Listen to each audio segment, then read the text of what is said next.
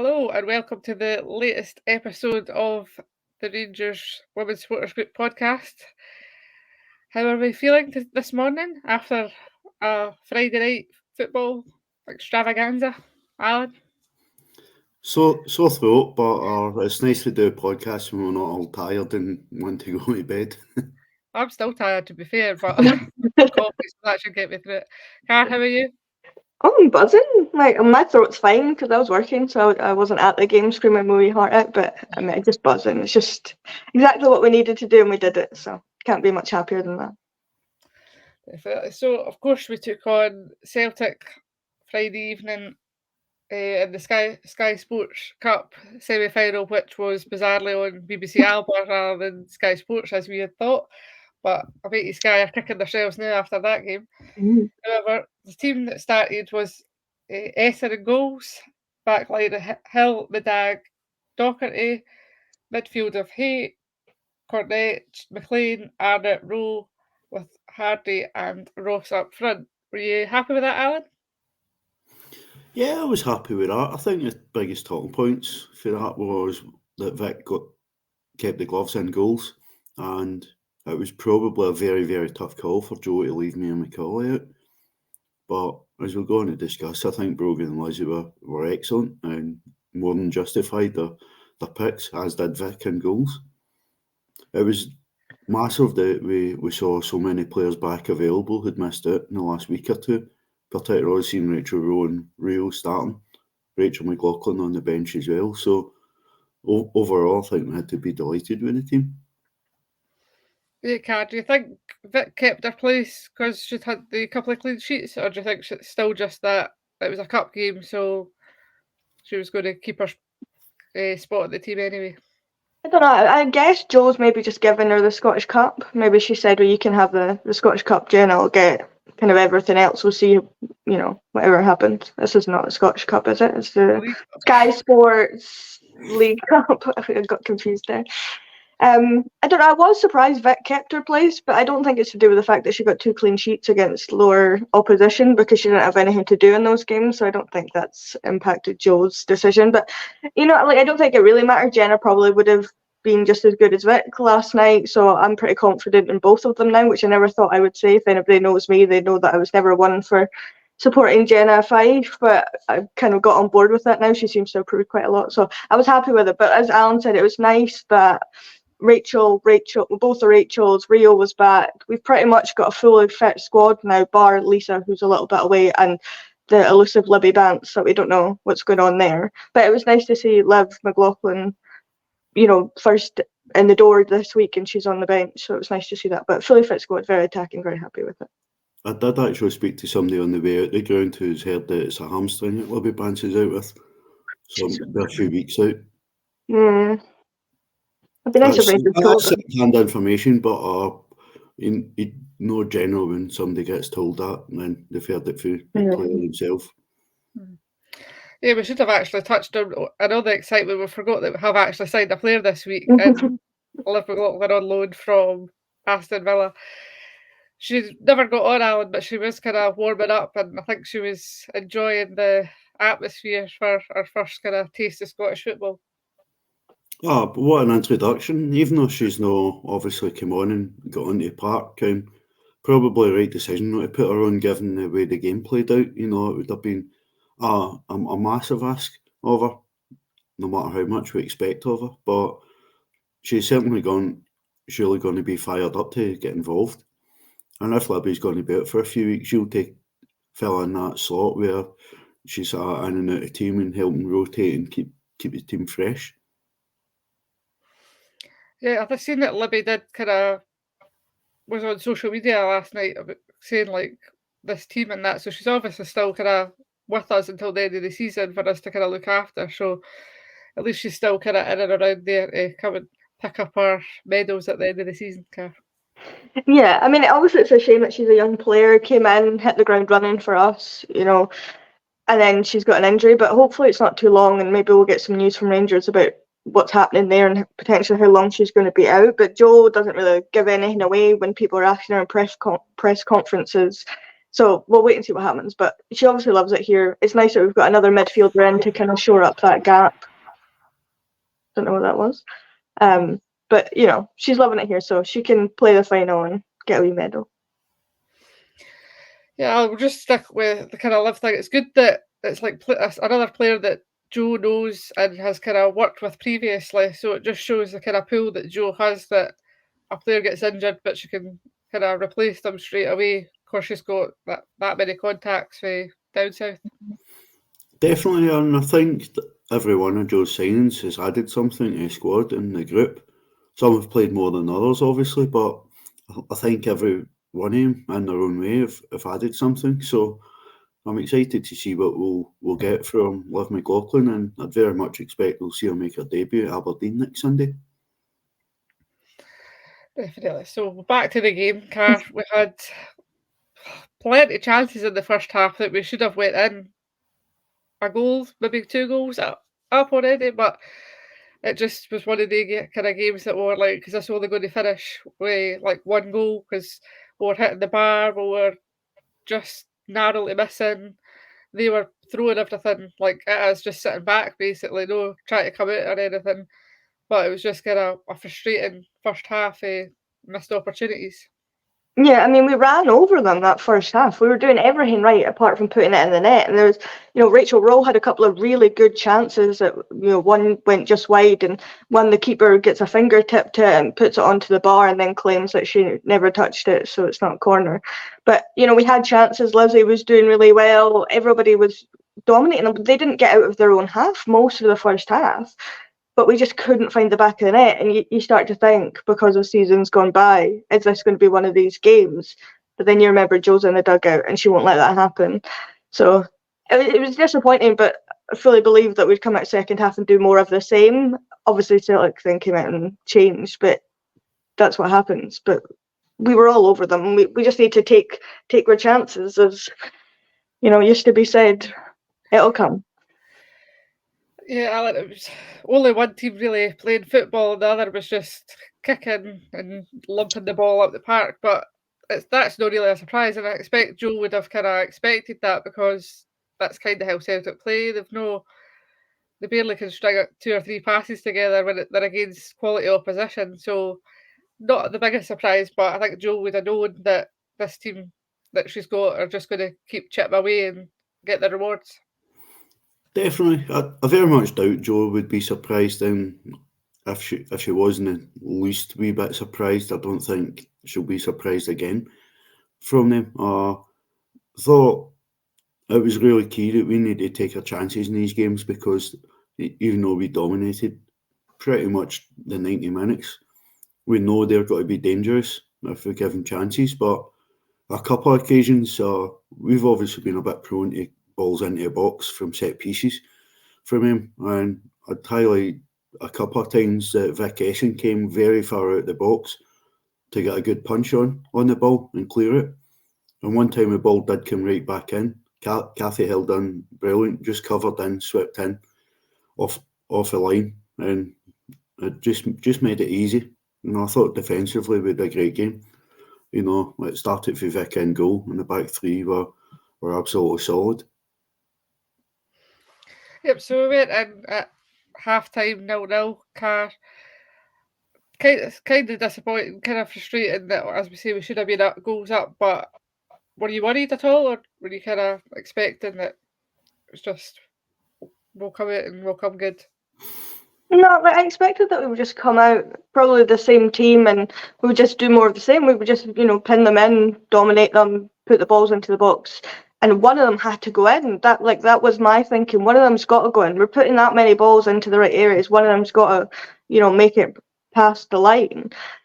So I wasn't overly concerned, especially the fact that twice, obviously the Glasgow Cup, it's pre-season, it's whatever, but, you know, the game against them early in the season in the league, the same thing happened. We went behind and we came back and did it. So it was never in doubt that we'd have chances and then they'd have chances and we'd put them away. It'd be fine. But obviously scar tissue, you do start to, what if this isn't our day? What if it's not? But apparently it's just always our day under Jo against them, so shouldn't be worried.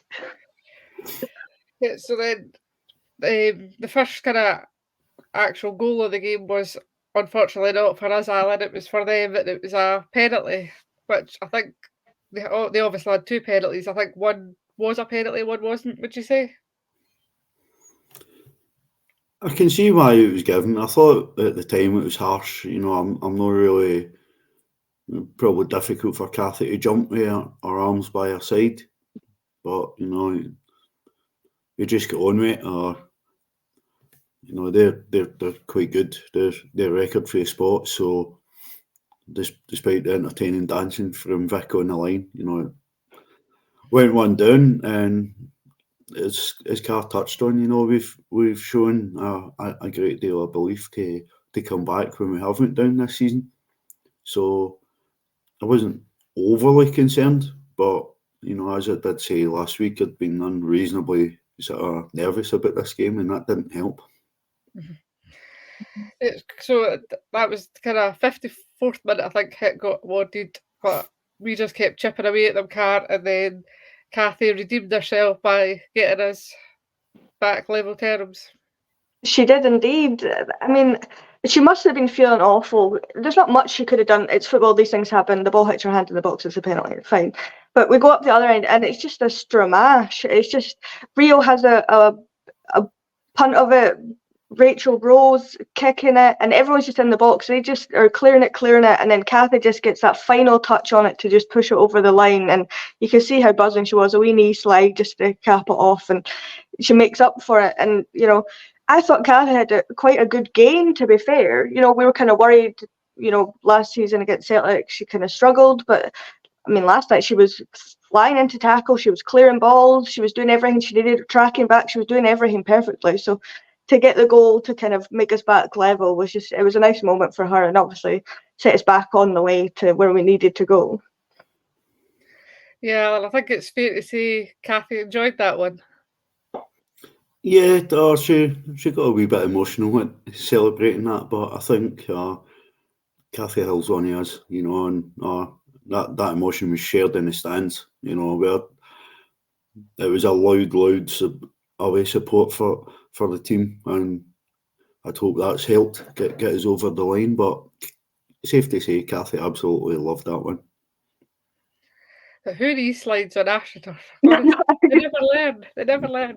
Centre backs for Rangers, Lisa and Cathy. That's it. So then we had a couple of, well, we had a substitute, obviously, Brogan, as she does, rolled the socks then, so we knew her game was kind of up. Don't think it was overly her best game for us, but she did what she needed to do. So at the 70th minute, Mia Macaulay come on, fresh legs, full of energy for Brogan Haycar. She did, and I kind of expected that would be the case when I saw the starting lineup. I think I said that in the group chat. You know, whatever we need to do, get the first half done, and then Mia can come on and finish off the job for us, kind of thing. Also, she didn't score, but she did basically everything else. She had them on strings. You know, she was just running at them like Brogan does. She was just going at them, and some really nice passing. She was doing really well. So I was quite happy for her because she's so young. She's still got to learn, but she's doing really well for us, and she's a player that I'm really excited about. So it's nice that she got the opportunity to come on and, you know, enjoy that game. Because she shows up in big games, doesn't she? She loves a big game against one of the other two, so it's nice to see. Yeah, then obviously she was kind of being a menace on that side. She seemed to have the freedom of entry, Alan, because she was at her side, and the space they were giving her for such a talented player was criminal, really. They just couldn't handle her. Yeah, as expected, you know, the way Mia's developed this season, and she can go into these big games and still have defenders on strings. You know, going back to Brogan, your thoughts on Brogan kind of echoed a lot of people I heard at the ground, but I actually thought it was probably one of Brogan's most dangerous games of the season. I thought Brogan was doing really well down that side and causing a lot of problems, but you know, we know the wingers are really going to play 90 minutes, and we're going to need to use fresh legs. We're asking a lot of all the wing backs, and you know, Brogan done well, Lizzie done well on the other side, and then Mia came on and started doing Mia things. Not she was very quickly fed up with the long sleeves, mind you. She'd been on about 5 minutes and then changed into a short sleeve top. She got warm very quick with all that running about. So then we had a couple of chances, but again, not getting really anywhere near. So then Kathy obviously had hurt her legs, had a bit cramp after all the running about. So she went off. Rachel McLaughlin came back after her knock, which is good to see, Car. And then obviously Jane Ross kind of minutes continue, but she went off for Sarah Ewan's about 79 minutes. Yeah, I mean, a bit later than I kind of expected, because I thought maybe Kathy was getting a little bit tired, and then obviously she went down with cramps. So as soon as I heard that, I was like, get her off. There's no point risking it. Just get Rachel on it. Honestly, I thought it'd probably be Michelle, but then I'm glad that Rachel's fit enough to come in and play, 20 minutes or whatever, going into extra time if we'd needed it, kind of thing. But Jane had a funny game, in my opinion. She was kind of coming deep a lot. She wasn't getting great service, in my opinion. So I think that kind of nullified her. But then I think they also put a couple of players on her just to try and keep her quiet. But it just let everyone else kind of flourish in that environment. But I think it was the right subs to make at the time, maybe a little bit earlier potentially. But Jo knows what she's doing, so I couldn't really argue with the subs, to be honest. Yeah, just stay with her, because we had at the game we kind of thought it was going to be Rio that was going off, because we thought she looked kind of not her usual self, kind of leggy. We were like, oh, maybe she'll go off and Jane will stay on. But obviously, it was Jane that went off, and obviously Rio got her moment, as we'll come to touch on. But I think, as you say, that they were kind of packing the bodies in that kind of middle where Rio and Jane are kind of at their best, and I think that's kind of why that kind of nullified that threat that both of them have played. That's where they're most dangerous, eh? So yeah, it was just one of the games for them, I think, but we still managed to get across the line. Yeah, I think it helps having the two up front as well, because they can't, put 4 players on each of them. Do you know what I mean? So it leaves one of them kind of free. So if they're focused on Jane, it gives Rio kind of some space to be able to link up with the wing backs or whoever it needs to be with, Nick throwing long balls over the top, whatever it needed to be. So it's what they're going to do. They are going to put a lot of players marking our good players, because that's what they need to do to nullify us, and then they're just going to sit deep to try and nick them, because that's what their new manager said. I mean, I stupidly watched their press conference just to kind of scope them out and see what she was saying. Wasn't great viewing, to be honest, but she was basically saying, oh, focus on counter-attacking, we'll do what you need to do to kind of nick a goal, kind of thing. And I was like, well, I mean, that's horrendous, considering that you're one of the top teams in the league. That's not how you should be playing football, in my opinion. But if that's what she wants to do and it's going to cost them points, then go for it. That'll make me very happy. Do what you want. But I mean, it worked to some degree, but once we kind of got firing, we were running them ragged. They couldn't keep up with us anymore, and that's how it ended up being the way that it was. And they got a bit lucky with a couple of calls that, in my opinion, shouldn't have been the way they were called. Well, they also got that kind of continued on for their previous manager, and the new manager being equally as rattled as she was trying to wrestle Nick Dock.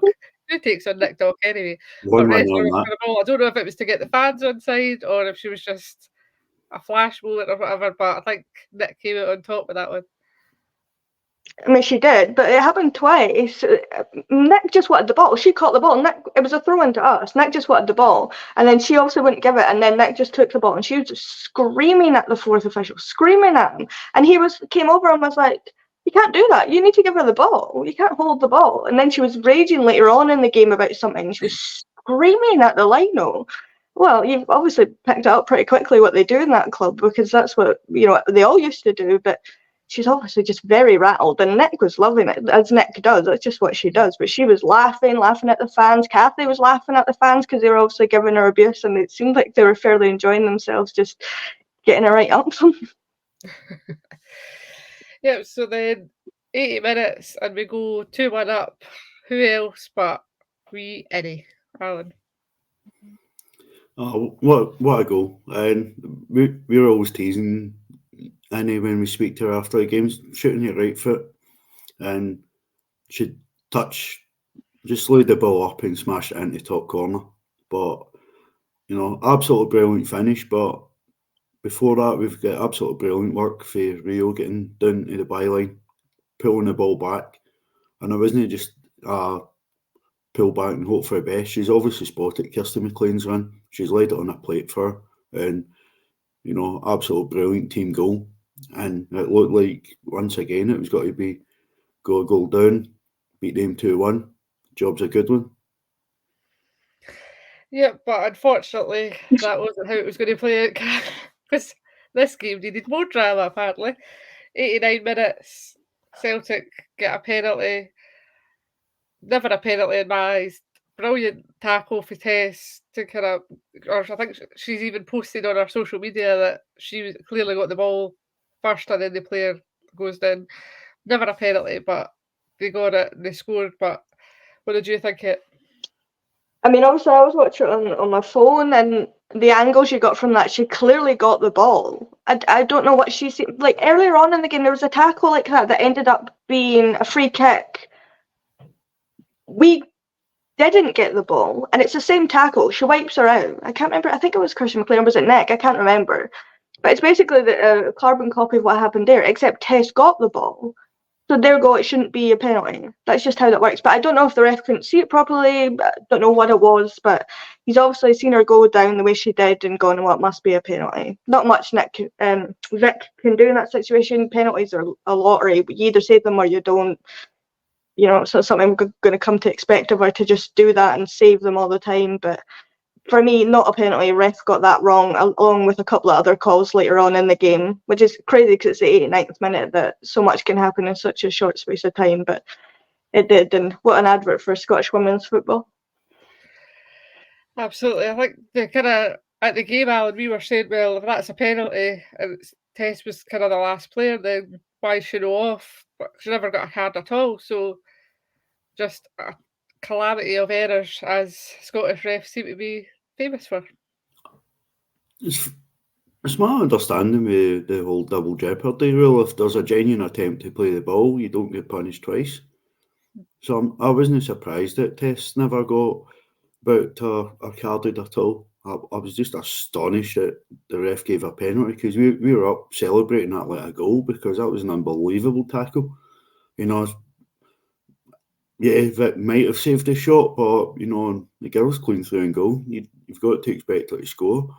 And I've watched the replay. Granted, Tess absolutely cleans her out, but she wins the ball first. Yeah. That's how I want to see our Rangers players tackle Celtic players. Take the ball and clean them out in the process. But the ref was a disgrace last night. But we can say that every single week. Just clip that and we'll save time talking about it. But the drama wasn't finished there, Car. We go up then, we keep put the pressure on them, taking shots, and then Rio goes up and gets those three famous words that we love, penalty to Rangers. Yeah, I mean, there's some people talking about this on Twitter and online and whatnot. Oh, it's not a penalty. She goes down for it. She gets her arm yanked back. Of course she's going to go down. She's in the box, clean through, and she gets her arm pulled. Of course she's going to go down. That's how football works. You'd be doing it at the other end. So it's nonsense. But when Rio steps up to take a penalty, it's never in doubt that she's going to score it. And she did it emphatically. She knows exactly where she's going. Keeper goes the right way, and she still manages to get it right into the bottom corner to see us out, winning the game and into the final. You can ask for much more. But Caitlin Hayes, yet again, giving away a penalty in a big game for them right at the dying moments of the game, and they go on to lose it. She's got a habit of that. So, love to see. Well, I mean, I love it. If she can continue to keep doing that, I'd be more than happy with her. But it certainly seems to be annoying their fans. But we're not here to talk about them. But I thought I would just throw that in. So yeah, Alan, I think we again at the game we were kind of like probably a bit soft, but I think the ref having just given them that penalty that wasn't a penalty, I think it was kind of always going to be a penalty for us to kind of these things level themselves out. Yes, it's soft. There's not a massive amount of contact, and you'd argue Real maybe wasn't getting to the ball, but she's pulled back. It's a foul. I think it was Chris Boyd said, hard boiled or soft boiled, it's still an egg. It's still a foul. It's a penalty. And we were talking at the game, some around us were like, well, should Rio take it? I said at the game, that's moments like that are why we signed Rio Hardy. and she steps up. Possibly wasn't the best penalty she's taken this season, but it was into the corner, into the back of the net. We're in the final. They're not. Happy days.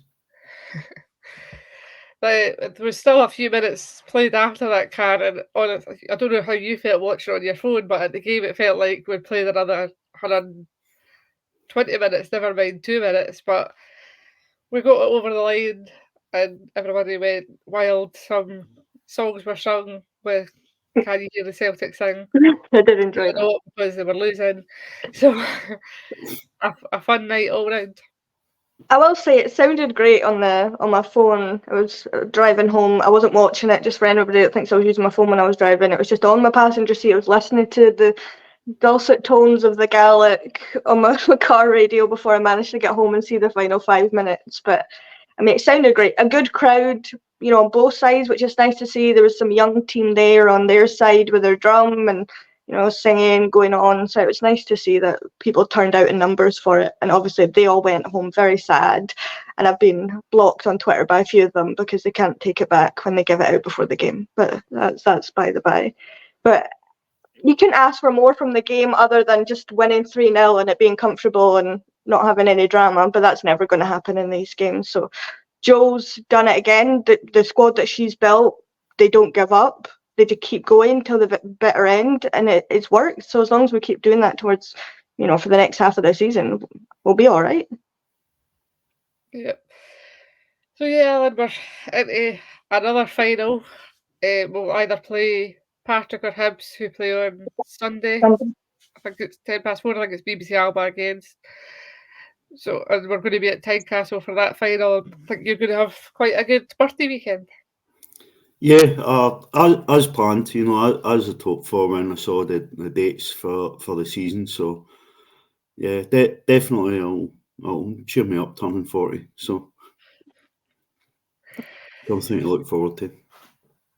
Yeah, hopefully we get a good turnout for the final as well, because I think last year, maybe it was because of the time of year, but it was quite. Oh, it doesn't even feel like last year, it would have been the year before. There wasn't as big a crowd as they would have expected, really, because it was cold, it had been snowing, it was icy. So hopefully this time, whoever we get brings a good crowd and we can get a good crowd in as well for the players.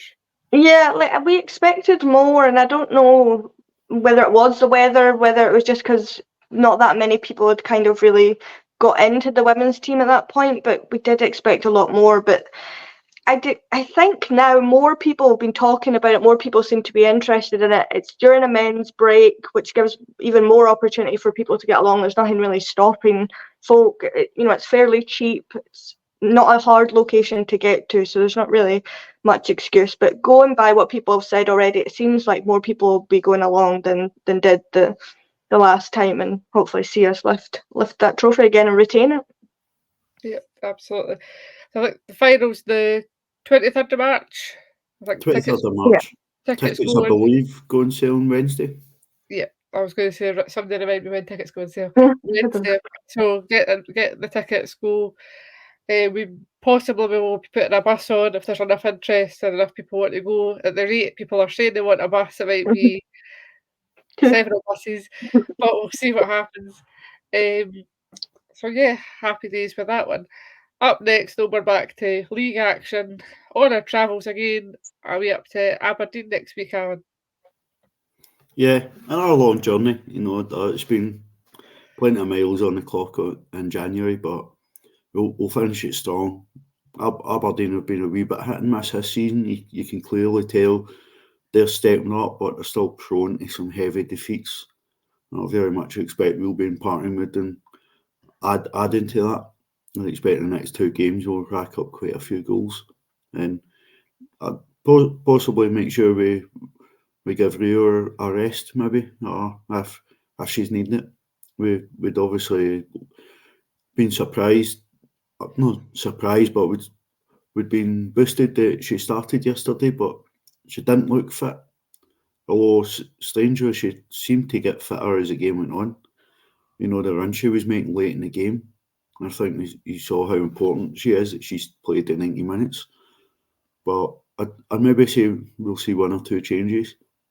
couple of players rested next week and just use the squad a wee bit. Yeah, Cam, would you expect Liv to come in and make her debut next week? I'd imagine she'll get on at some point. I don't know if Jo will start her, but it just kind of depends on everyone's fitness. It's going to be freezing. It always is up there. It's right on the coast. It's horrendous. So it is kind of an opportunity to play some of maybe the younger players, the fringe players that just come, the player that's just come in. Gives us that opportunity to get minutes in other bodies' legs. But it's Jo, so I think she'll go pretty strong to begin with, see how we get on, and then change it later on in the game. It just depends. Hopefully the weather sorts itself out and it's better next weekend than it has been, because we don't want a situation where it gets called off like it did 2 seasons ago. We're all ready to go and then it gets called off. So hopefully I've not just put that into the universe and that happens. But I hope I'm wrong. But I'd imagine she'll go very strong, and then we'll end with, maybe Laura Berry getting some minutes, some of the kind of fringe players getting more time. Yeah, hopefully we'll see what happens. The game's been confirmed, I think, for 2 p.m, so you can make it up there. Definitely do. And just to jump back to the game, because I've totally forgot, because I'm clearly still tired. Player of the match for last night, Alan. Surprising almost, because we actually didn't speak too much about her going through the game, but Rachel Rowe was utterly unplayable. And so gutted she didn't cap that performance off with that goal. It absolutely thundered off the bar. Bar's probably still shaking now, and it's like 12 hours after she hit it. Rachel was riding challenges. She was leaving Celtic players challenging thin air. She was absolutely immense. We criticised her once or twice for maybe holding on to the ball a bit too long, but Rachel Rowe was unplayable, and that sort of form is obviously why we signed her. Yeah, I think there's a good shout for. Well, I think she got BBC Abos one, but I think, as always, Kirsty McLean was just covered every inch of that park. She was just absolutely everywhere. Like where we sit in the stadium, it was just unreal how she's just helping the defence out. She's helping the strikers out. She's just absolutely everywhere. But I think she gets it every week. But I think Rachel Rowe probably does deserve it this week. What do you think? Yeah, I mean, I'm kind of torn between Rachel Rowe, Nick, purely just for what Nick does during the game, and Kirsty McLean. But I think for me, it's got to be Rachel Rowe. She'll be emptying at her pockets, and she'll have most of their players still in her back pocket, because she was just absolutely at them constantly, taking on shots, which is nice to see that she's obviously feeling confident that she's able to shoot now from distance, working her way into the goal. And she didn't directly assist Kirsty McLean's goal, but she was the one before it, nutmegging a player to get it out to Rio to get to the byline to play it into Kirsty McLean. So she's just all over the park, and she's an incredible player. So for me, I'll agree with BBC Alba. And her interview after the game of BBC Alba, when she got the award, is very good. Everyone should go and watch it. It's so good. The way she speaks about what Jo's built and their mentality and everything is very interesting to hear. So yeah, Rachel Rowe. Yeah, I think it was interesting, Jo's interview as well, when she was kind of, as I've kind of thought in my head, when you watch kind of like Emma Hayes and that, she talks about mentality monsters, and Jo's last night, funnily enough, started talking about that as well. And I think you can kind of see that she is building these mentality monsters that we can go a goal down, we've got 2 goals down, but we're still going to keep fighting and going for the win, regardless who we're playing, Alan. Definitely, and I think you've even seen that in the games where we're dominating and scoring lots of goals. The fact that we're still pressing teams high up the park and pressing to score goals late on in games, even when the game's wrapped up. We've talked about it a lot this season, where maybe previously we'd score a lot of goals in the first half and then just back off in the second half. Jo's not letting the team do that. She's not wanting the team doing that. And we're going. And that's got to be helping us in these tight games. Even we go a goal down, we seem to be making a habit of that against them. But we just keep going. I don't think after we went 1 down last night, we changed anything about the way we played. We just kept going. And if we played like that, it was inevitable we were going to score. Yeah, I think we kept saying that they were going to go down, but were having to change the way they were playing, but we just played the same way the full game because we knew our game plan, we knew how they were going to play, and we never had to change anything, Car, because we knew that their strengths are going to overcome them because we play football and they don't. Yeah, I mean, we kind of ran the show last night. We were doing everything right. You know, they couldn't play the way that they wanted to play. I don't know how they wanted to play, but it wasn't coming out how they wanted to play because we were just absolutely dominating them, not giving them any chance of possession, nicking the ball back when they did have it. We're doing everything right, and that's exactly what you want, because I think in seasons go by, we would sit back a little bit when we were a couple up, and whereas now we're just going at them. And Rachel Rowe said in her post-match interview that they get at each other now. It's not a case of Joe's being the one that's drilling it into them. They're saying to each other, if you're not doing exactly what you need to do, they're at each other, which I think is exactly what we need. We need everybody to be accountable for, you know, how they're playing, and it helps that way that everybody feels that bond to be able to do that with each other. So we've built a different machine this year, and for them, they deserve to go and win everything this year because of what they've done, but they're more than capable of doing it. So we just got to keep winning every game that's in front of us, and we'll see at the end of the season where we are. Definitely. I think we'll leave it on that note. Thank I you again. did note one wee thing when I was watching the highlights I meant to bring up. If you watch the highlights where we scored the winner, we noticed a couple of players stayed on the park and didn't come off the park. You notice in the highlights Joe pointing and telling them stay on the park so they can't start the game. Yeah, I noticed So that. even the wee details are not getting missed, and I think that's why we're performing at such a high level, because even the weirdest details are getting noticed. Yeah, like Joe was screaming at them. I don't think she celebrated the winner. She was just like shouting at whoever it was. And then we actually noticed at the game, just to touch on that as well, that Nick was actually saying like keep calm, like keep thinking we've still got a couple of minutes to go. So the wondering even at that point where we were all celebrating, they were still like this is still got a job to do, calm down, and then we'll celebrate after, which they did after they came over and celebrated, of course. So yeah, as you say, small details, but it's all kind of added up to these results that we keep getting and being unbeaten, undefeated so far. So yeah, it's looking good. So as always, thank you to Alan and Cash. Thanks, Laura. Going to enjoy your weekend. Will do. We'll finish Celtic 2, Rangers 3. We're at yet another final. Enjoy the rest of your weekend.